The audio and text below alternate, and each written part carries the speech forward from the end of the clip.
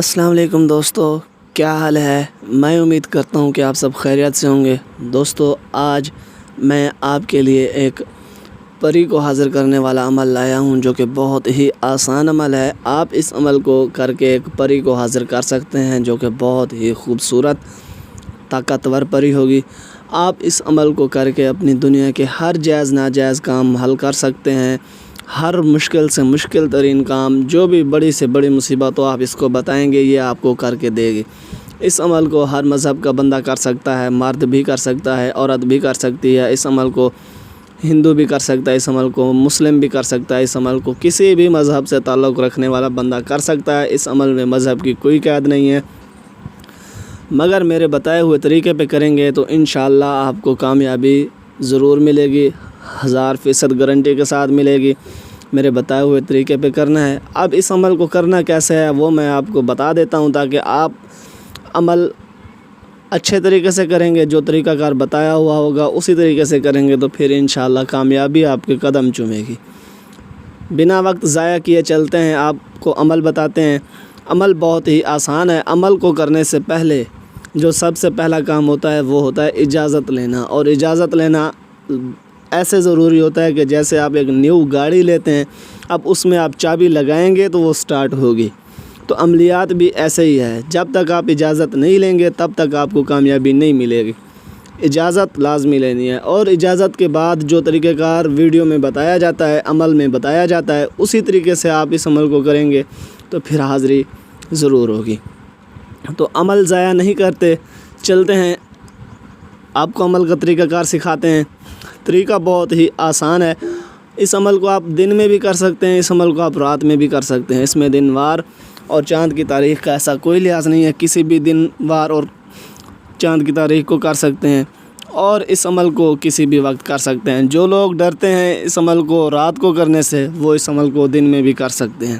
تو ان لوگوں کے لیے یہ بآسانی عمل جو ہے آپ کر سکتے ہیں۔ عمل بہت ہی خوبصورت، نایاب اور پاورفل عمل ہوگا۔ بس میرے بتائے ہوئے طریقے پہ کرنا آپ کا کام ہے، پھر حاضری ہونا، اور یہ تو پھر ناممکن ہی، مطلب کہ ایسے سمجھ لیں کہ حاضری نہ ہو، یہ تو پھر ناممکن ہی بات ہے۔ ایسے سمجھ لیں کہ حاضری پکی ہوگی، ٹھیک ہے۔ تو آپ اس عمل کو کرنے سے پہلے آپ نے 5 وقت کی نماز پڑھنی ہے۔ جب بھی آپ نے کرنا ہے، اگر آپ دن میں کریں گے تو آپ نے اس دن 5 ٹائم نماز پڑھنی ہے، ٹھیک ہے۔ اگر آپ رات میں کریں گے تو آپ نے 5 ٹائم نماز پوری پڑھ لینی ہے، پھر آپ نے اس عمل کو کرنا ہے، ٹھیک ہے۔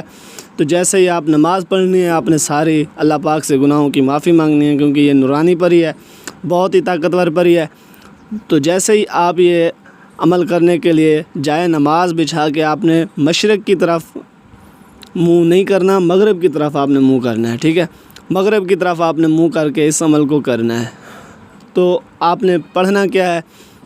قرآن پاک کی ایک آیت ہے، وہ آپ نے پڑھنی ہے، ٹھیک ہے، جو کہ میں آپ کو پڑھ کے سنا دیتا ہوں۔ آیت نہیں بلکہ پوری سورت ہے، سورت اخلاص، ٹھیک ہے، جسے ہم قل هو اللہ احد اللہ الصمد لم یلد ولم یولد ولم یکن لہ کفوا احد۔